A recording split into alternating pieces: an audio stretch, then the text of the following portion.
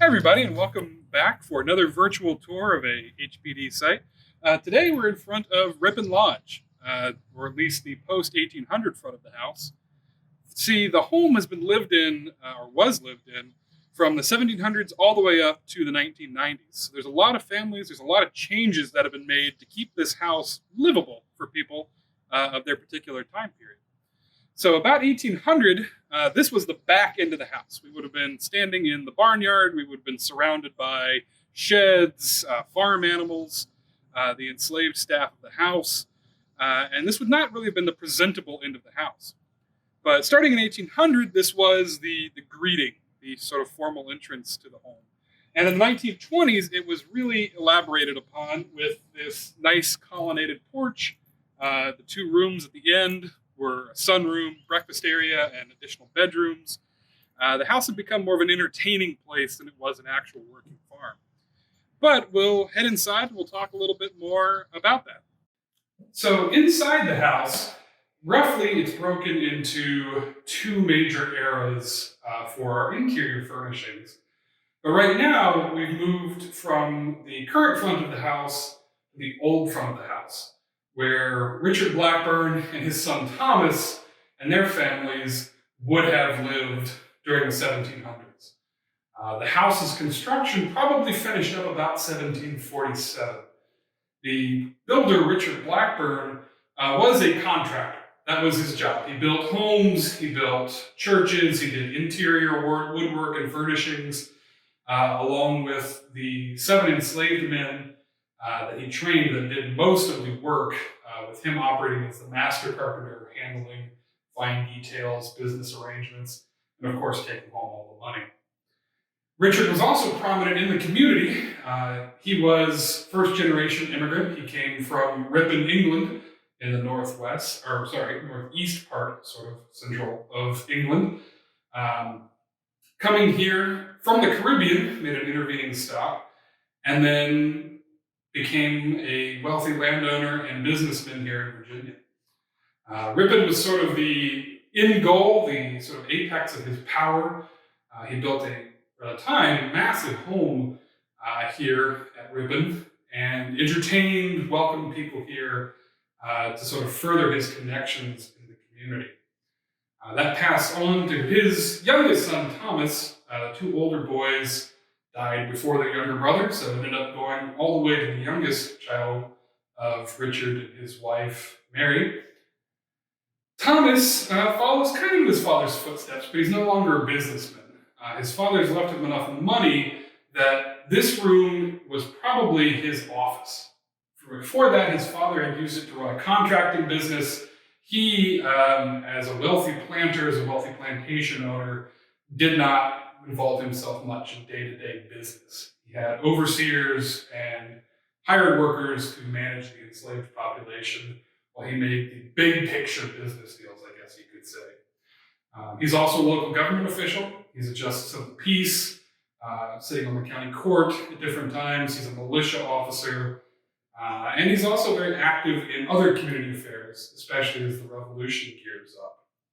So this room and its decorations are not exact to what was here, because serving during the Revolutionary War in a military and a civilian capacity, supplying the army, Thomas lost most of his father's fortune, his own fortune, during the war. Currency devaluation, the continental paper money used during the war was practically worthless at the end of it. And as a good leading patriot, of course, Thomas could not help but take continental money, even if he thought it was worthless. So at the end of his life, when he dies in 1807, most of his belongings are sold at auction. His food, clothing, property, almost everything that did not belong to his wife, Christian, and her family was sold off. So we have some basis for the items that we have in here and sort of its setup, but it's not exact in what we've been here. What is exact is the coloration. The green color that is on the trim, the windows behind me, and the door frame behind the camera is based on a paint analysis, a paint examination that was done after the county purchased the property in the early 2000s, and a second examination about 3 years ago now. confirmed that this bright green color, sometimes called verdigris green, was the earliest bottom layer of paint that had been painted in this room. Again, about 1740s and 50s up through the Revolution. It would have been this color before others were painted on top. So now we are standing in what's sometimes called the best room, the parlor, dining room, whatever you want to call it. This was the entertaining room of the house, sort of the heart of its life under Richard and Thomas, for entertaining important guests like the Washingtons, the Masons, the Leaf family of Pennsylvania. They're all in the same social circle, and they all are kind of trying to compete to impress each other. Now, Rippon is smaller than Pennsylvania, it's smaller than Gunston Hall by a little bit, fair enough, and of course smaller than what Mount Vernon would become. But the furnishings in here, the fittings, the service would have been a key feature as well of the house. So now in our off season, we're a little bit dressed down in here compared to what's usually in this room. But you can still get a sense, as you can see the woodwork behind me a little bit, would have been the work of Richard Blackburn's enslaved workmen. And Richard himself involved in some of the work on the flooring and the paneling in here. Behind me, as I mentioned in the last room, Richard's son, above there, Thomas, and then to the lower side, his wife, Christian Scott, a Dumfries resident. They grew up fairly close together, knew each other, grew up in the same social circles, and married. They're about 18. They're about a year apart in age.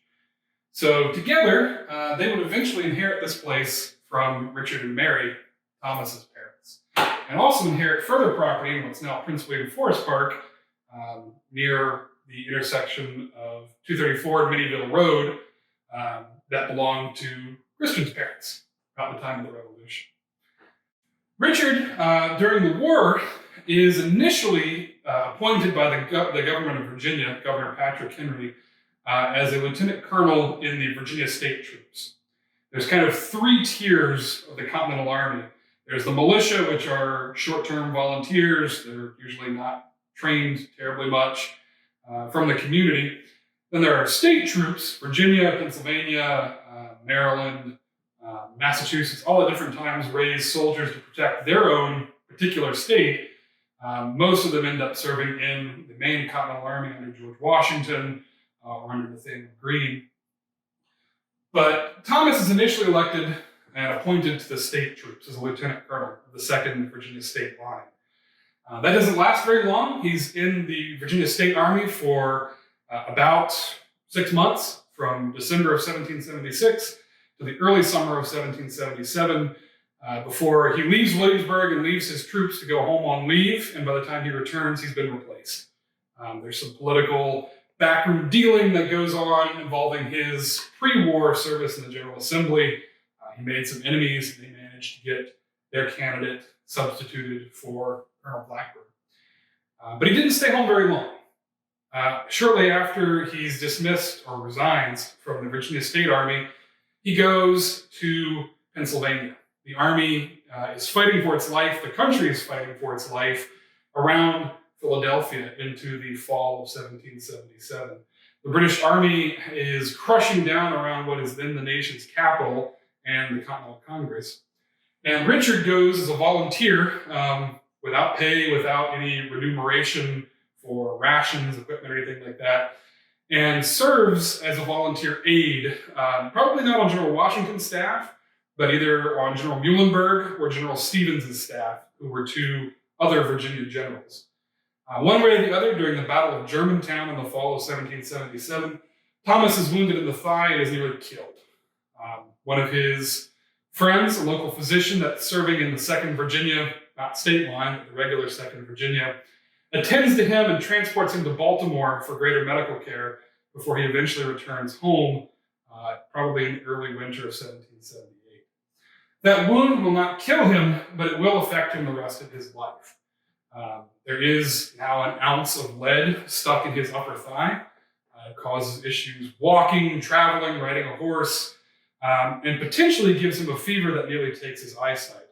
So what had been a promising political military career and a promising farm and plantation operation kind of plateaus and then drops off until his death in 1807. So about 1807, when Thomas dies, the house moves to the possession of a different family. Now they're going to own it with a few small gaps for the next about 100 years, the Atkinson family. It's going to pass through their hands in that long tenureship, very little record of their life here. We have a few scattered store accounts, some census records. We know they turned the farm around from a failing tobacco plantation into a thriving wheat farm with a diverse amount of agricultural operations, raising bees for honey and wax, cattle, hogs, sheep, various things here, all still run by slave labor, but had gotten away from the tobacco market. But there's not really a whole lot we have to look at their lives, who they were, how they behaved, what they thought, other than they're fairly unlucky. After the initial Atkinson purchase, Mr. Atkinson was an Englishman from Nottingham, became a successful merchant in America, and like Richard Blackburn before him, bought this plantation to sort of make a better name for himself among the aristocrats of Virginia. He's really the only one of his family that lived to an old age, into his 70s. His son, Richard, would die at about 35. His wife, shortly afterwards, at a similar age, of typhoid fever that they contracted in Alexandria in the 1850s. Their children, their daughter Sally, lived to be into her 60s, but the rest of them, including their son, George, who inherited this farm from his father in the 1870s when he came of age, he was only about 51 when he passed away in 1901. So the Atkinsons were here, but we can't say a whole lot about them. We do, however, have actual pictures, photos of the people that bought the farm from them. This is one of the brothers, Tom Marin. Tom was a longtime employee of the United States Post Office, and then following that with the Western Express and the Railway Express agencies in D.C., where he eventually rose to be general manager of the company's operations in D.C. Tom, in his retirement with his brother Gus, who was a wholesale grocer in D.C., they were avid sportsmen. They loved to fish. They loved to hunt. This place was probably not all that expensive for them to buy in, again, about 1910, 1911. And they were after it mostly as a place to get out of D.C. and to have the waterfront access on the Absco Creek for fishing and hunting, which they did for many years. They're both Spanish-American War veterans, serving in the 1st D.C. Infantry in Cuba. And then would from here go on to another farm in Widewater down in Stafford County, where Gus went to cook for the Western Marine and Salvage Company at Ellis Bay, the shipwrecking operation whose ruins you can still see today in a wildlife refuge. So the Marin brothers are here for about a decade before they make one of the most important sales in this house's history to a man named Wade Ellis. We'll talk a little bit about Mr. Ellis in his room in the house. So in here, we are in what Wade Ellis, the owner of the house from 1924 all the way up through the 1940s and 50s, what he converted from the master bedroom of the house into his study. This room originally had floor-to-ceiling bookcases added to it and was filled with books on all those shelves. Mr. Ellis was an avid reader. He was an attorney. He had been in and out of private practice. He'd worked for the city of Cincinnati at one point as a city solicitor, had been a newspaper editor and journalist for a time, and rose to prominence in Ohio politics thanks to being an early supporter of a man named William Howard Taft, who would go on to be President of the United States and a Chief Justice of the Supreme Court. So with that connection and with his legal skills, he eventually was elected Attorney General of Ohio, and then after that came to D.C., where he worked for the United States Department of Justice as a special prosecutor and special counsel. He then went into private practice with his brother Challen and remained in the D.C. area because he and his wife Desi, seen in this picture. Wade and Desi really liked the DC life. They found the social scene interesting. They had plenty of friends that had moved to the DC area, so they stuck around. And like a lot of wealthy DC residents, and the Marins included before them, they were looking for a summer place to get out of the city, an unair-conditioned Washington, D.C. without fully enclosed sewers and the Anacostia largely still being marshland with no houses on it. D.C., not a terribly pleasant place to be in the summertime. So they were taking one of their many drives, kind of rambles out into the countryside around D.C., as they did, being wealthy 1920s socialites. They could see this house from what is now US 1 in those days, believe it or not. Drove up. Mr. Ellis is interested in colonial history. His wife's interested in colonial history. They come out, check the place out. Mr. Marin tells them a little bit about the house, about the Blackburns, about the Washington family connection, about them visiting here. And that's kind of a done deal. Ellis loves the place. He buys it. He adds the porches. He makes renovations and turns this into his sort of workplace away from home. So we're now upstairs looking at the master bedroom used by the Black family, Mr. and Mrs. Black, Richard and Eliza, after they bought the home in 1952, following Mr. Wade Ellis' death in 1948, sold by his wife, Desi. The Blacks moved in here after World War II. Mr. Black was working in D.C. and Baltimore from time to time for the Navy Department at the Office of Naval Research. And Eliza was a freelance magazine and newspaper illustrator, handling mostly commercial contracts for fashion and illustrations and things like that, but was also an artist in her own time. Led several gallery shows in D.C. during their time here. They also split their time with a townhouse in Georgetown that later became their primary residence. But during their time here, this was the master bedroom upstairs, with several smaller bedrooms for their children joining it, and a ensuite bathroom that has since been removed. So this space upstairs was originally undecorated. It would have been almost completely open and would have been the domain of the Atkinson and Blackburn kids. The Black family owns the house up until 2000.